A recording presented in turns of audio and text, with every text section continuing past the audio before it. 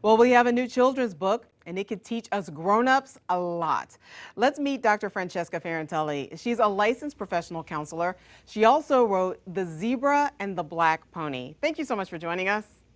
Good morning, Kim. Well, you have some beautiful pictures. Who's your illustrator, and what is the story about? It's a wonderful story about a little girl who wants a black pony more than anything in the world. Her parents can't afford it, so they buy her a zebra instead. It's illustrated by a wonderful artist, Micah Liesenfeld, and he's been able to really capture the theme of the idea about Maria wanting the black pony more than anything in the world, but really than her parents giving her a zebra. And she's incredibly disappointed by this.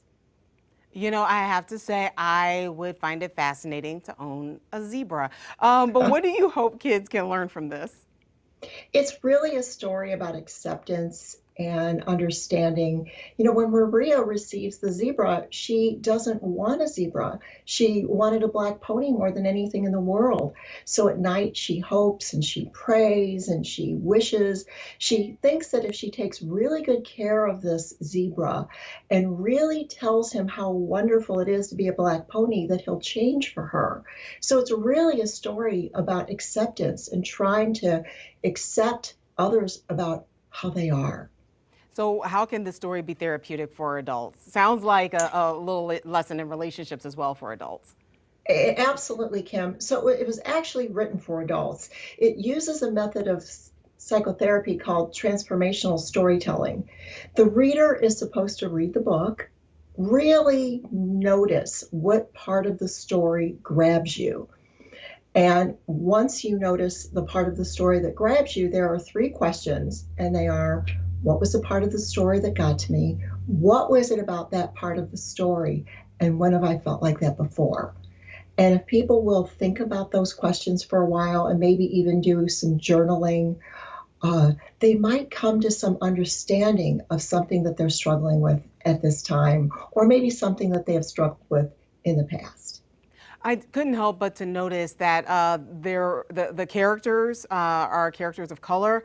It looks like perhaps the child's parents, maybe an interracial couple. How important is inclusivity and representation to you in terms of writing this book? Kim, thank you so much for noticing that. That was incredibly important to me.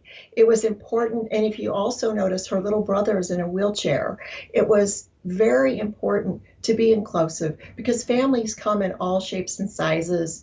I was thrilled that when Mike and I were discussing the drawings that they were a brown family. I was thrilled that the family appears interracial and that the parents look androgynous because children come from so many different kinds of family compositions. Sometimes they have two mothers, sometimes they have two fathers, sometimes they have grandparents as their family. Yeah. And I just thought it was really important so that children did not feel alienated when the parents or the family in the book did not look like the family composition that they have. And I can see that adults will probably feel inspired by that as well. The book is The Zebra and the Black Pony. We will have a link so you can learn more at box2now.com.